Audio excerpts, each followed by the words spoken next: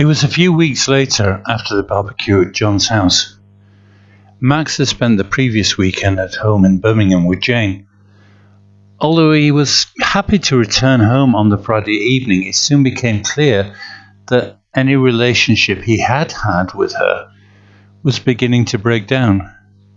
Nothing was said, but he knew that things had changed between them. They were friendly, but distant. Jane had found other things to do on her own while Max was away, and she appeared to be enjoying a single life. Max almost resented his duty of returning to a place where, in his mind, he no longer belonged. They busied themselves talking about daily events, and he paid the bills that had landed through the post. He did a few jobs around the house, and in the evening went to the local pub with their friends. It was during these evenings that he realized that he had moved on, but his friends had remained the same. They were almost stuck in time, and nothing changed. It had been during one of these weekends that he had realized that he no longer belonged here anymore. It felt safe and familiar, but he didn't want to feel that anymore. He wanted to feel challenged and stretched. He wanted new experience and meet new people, interesting people, people who had lived and were living. This need lingered at the back of his mind, and it wouldn't leave him alone. He was looking for a life.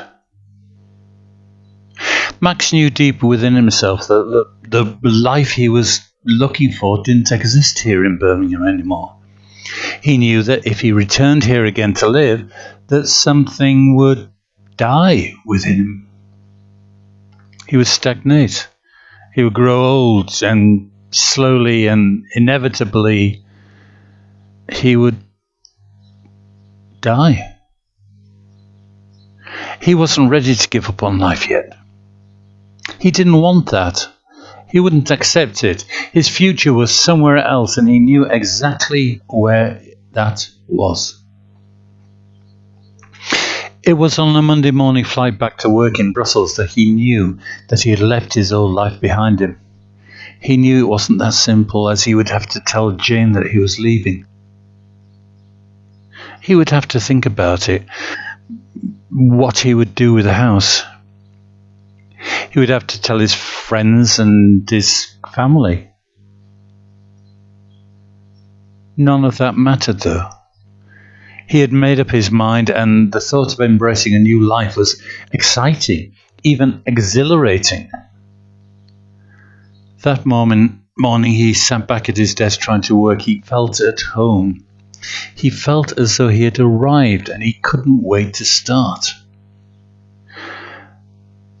Max was at work on Friday when he received a phone call from John. He sounded upset. "Yes, John," Max asked, having moved away from his desk so he didn't disturb his colleagues. Personal calls were generally not allowed during working hours, but he thought that no one around him would really care if he took this one. "You've got to come over," said John, breathing heavily. "Her house has been broken into." "What?" replied Max, not knowing how to respond. "They broke in last night," replied John, now sounding increasingly upset. "Kurt and I were out last night. There was only Tosca in the house. They've taken the TV and the Kurt's computers, and they've made a real mess. They've ripped the sofas, they've broken things. They've even found a bottle of red wine and poured it over the carpet. It's terrible. Kurt is really upset." I'm sorry to hear that," replied Max. "What can I do?" he asked, trying to sound sympathetic. "You can help us clean up," replied John. "The police have been here. There's nothing much they can do. There have been other break-ins in the area, so we are not alone. A gang has been going around breaking into other houses." Okay, replied Max, realizing that his colleagues were looking at him. Look, I need to get back to work. I'll come to the house this evening if that's okay. John breathed a sigh of relief. Thanks, I really appreciate it. Kurt will feel better if someone else is here. Listen, I'll catch the tram after work and come straight to Verne. Is that okay? Max replied. Yeah, that's great. Thanks, said John. Call me when you're at the tram station and I'll come over in the car and I'll pick you up.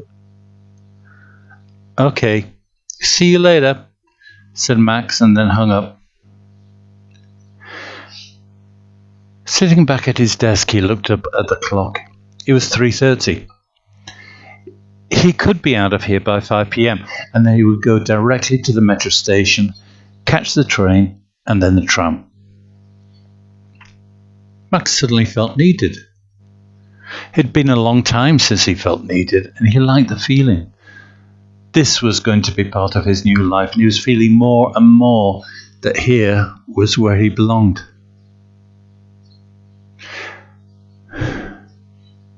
Max and John walked into the house.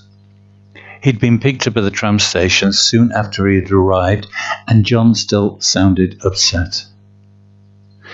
When they walked into the house, they could immediately see the damage that the burglars had done.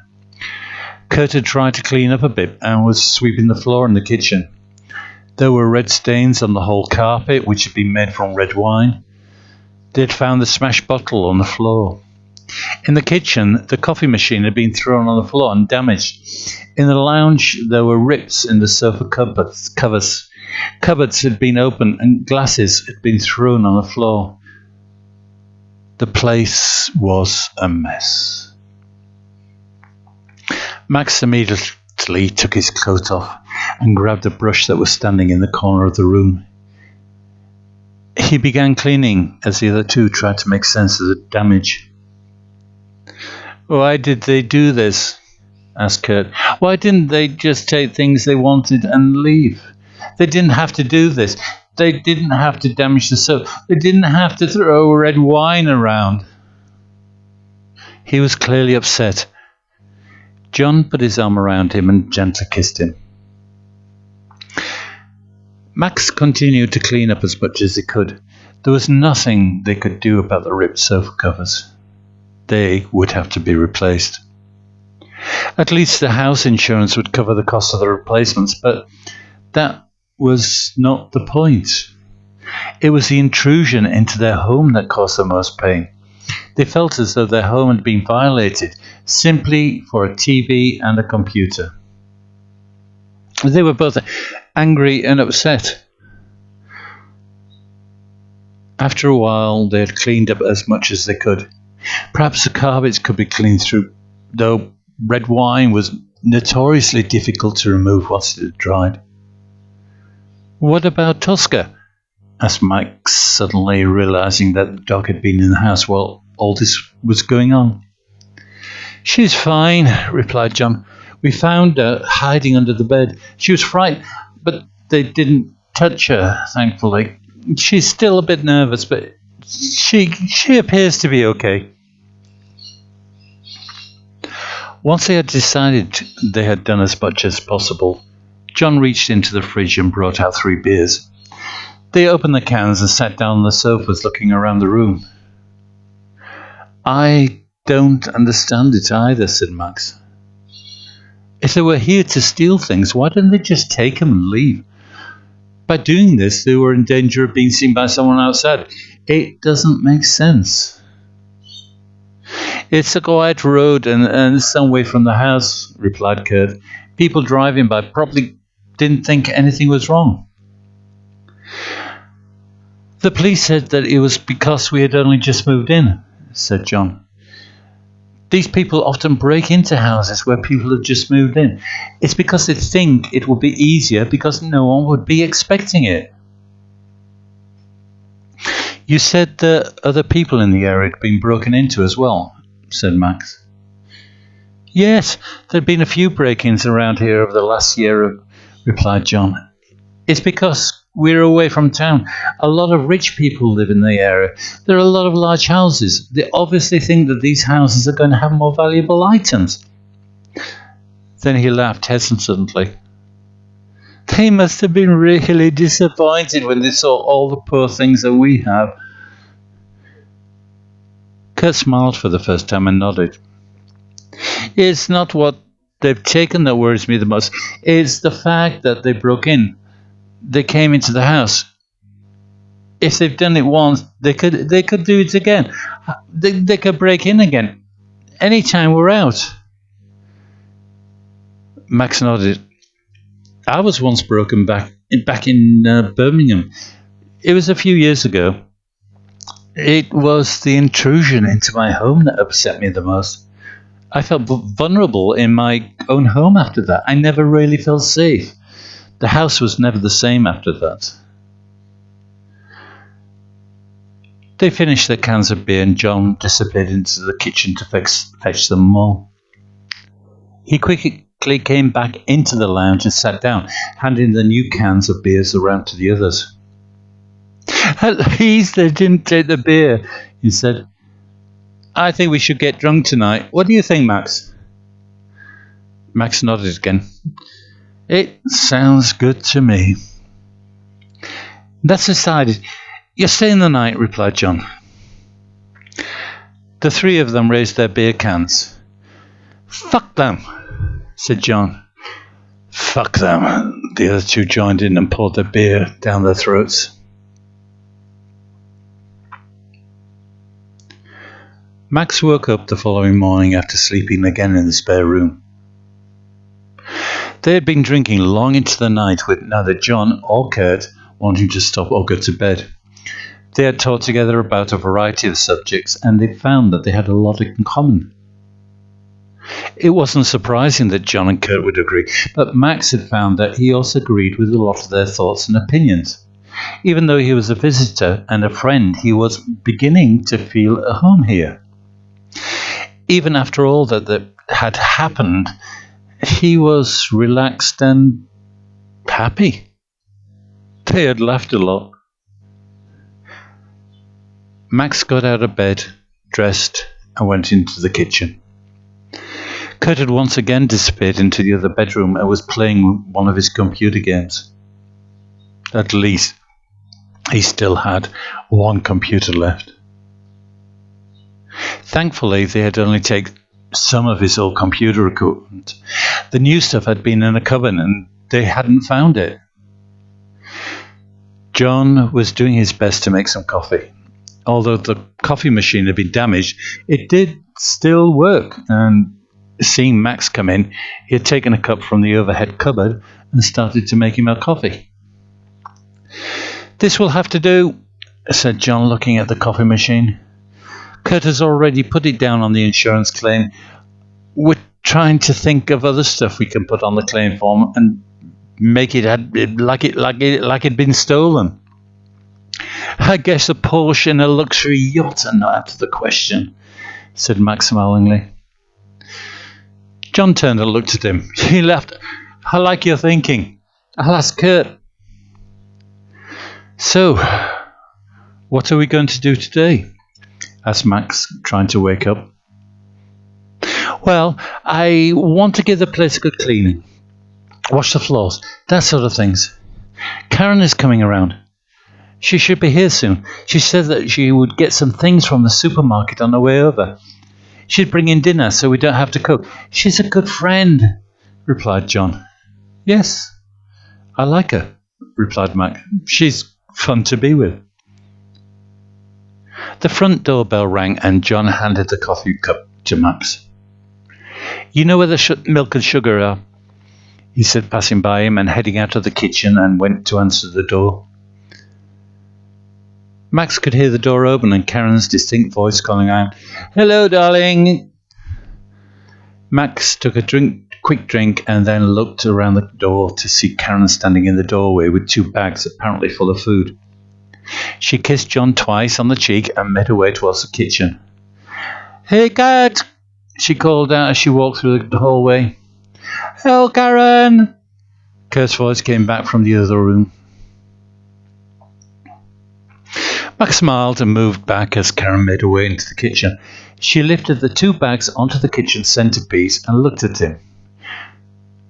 With a sigh, she let go of the bags, moving towards him, and kissed him on the cheek. He had not been expecting this. She was being familiar with him. "Hello, Max," she said, and then turning quickly back to John, who was standing behind her. "Okay, I've got cold meats, cheese, vegetables, and fruits," she said. "I wasn't sure if you wanted to cook, so I just got some cold food." This was in one of the bags. In the other was a collection of wine bottles. "I thought you might like these," she said, pulling one of the bottles out of the bag. Looking at John, she said, "You look as though you need a drink, darling." Max finished off his coffee while John showed Karen around the lounge, explaining the damage that had been done and what had been stolen. As he stood there, Tosca left her bed and came into the kitchen. She stood by the outer kitchen door and, looking up at her, wagged her tail, and it was clear she wanted to go out. So he walked over to the door and, carefully opening it, he let her out. "While you're there," shouted John from the other room, "put the umbrella up, we'll eat outside." Max walked out of the kitchen and onto the patio. The large garden table was still sitting in the place it had been for the barbecue, and a large green umbrella was beside the patio, but had been folded close. Max walked over to it and pulled up one of the stays that held the canopy in place. It was heavy. He looked under the mechanism which opened the green canvas. It was a wooden structure with a thick rope which dropped from the top. It was a simple pulley system which opened the canopy. Grasping the rope, he pulled on it, and the mechanism came to life.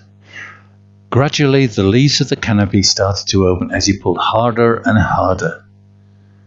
At first it was easy, but as the canopy opened to its full extent, he found that he was really having to put some effort into it. Finally, it opened to its full extent, and Max tied the rope off around the center pole, which held the whole thing together. He stood back and admired his efforts. That had been hard work. Eventually, John and Karen came out and joined him at the table, now sheltered by the full umbrella. It was another warm day, and the canopy provided some shelter from the hot sun which was beaming down on them. "I'll get some drinks," said John, and disappeared back into the kitchen. Karen pulled out a chair and sat down. "It's terrible," she said. "John is very upset." "So is Kurt," replied Max. "I feel sorry for them. They had only just moved in, and now this happens. It's not fair. It spoils it for everyone." Karen nodded. "I know," she said. John returned from the kitchen. He had 2 beer cans and a bottle of wine which he was trying to hold without dropping it. "I'll get the glass and the bottle opener," he said, and disappeared once again back into the kitchen. He emerged again a few seconds later. Pulling up another chair, he let out a heavy sigh as he sat down. Karen reached over and put her hand on his. "Don't worry, John," she said sympathetically. "Kurt will take care of it. You'll soon be back to normal." John nodded. "Yes, I know," he replied. "It's just that Kurt has taken it so hard. He was very upset and still is. He doesn't show it, but I know he is." "At least you'll get some new stuff," replied Max. "When the insurance comes through, you'll be able to go and buy some new stuff, what you want, and just to replace it. I guess, though, it'll take time before the money comes through." "To hell with that," said John. "I'm going to the shops as soon as they open next week. I'm taking Kurt's credit card and I'll put everything on that. Kurt will get his money back from the insurance company. I'm not going to live like this for weeks until they decide to pay us." "What does Kurt say?" asked Matt.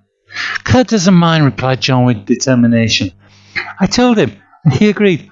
I'll just put everything on his credit card. The three of them laughed and began to drink. Where is Kurt, by the way? Said Karen, looking over her shoulder. Just leave him, replied John. He's better on his own. He'll come out when he's ready. John then looked over to Max. I wish you were living here. It would be a lot better if you were here. Max felt surprised. What do you mean? He asked. You think I should move in? John nodded. Why not? We have a spare room. You like it here, don't you? Yes, replied Max. But what about my own apartment? You rent it, don't you? Said John. Yes, but what about Kurt? Asked Max. Kurt suggested it. He thought it was a great idea, he replied. I'll think about it. Maybe it would work, replied Max. The three of them then decided it was time to eat, and Karen stood up and went into the kitchen. I'll do it, she said as she disappeared through the door. You boys stay there and enjoy your beers.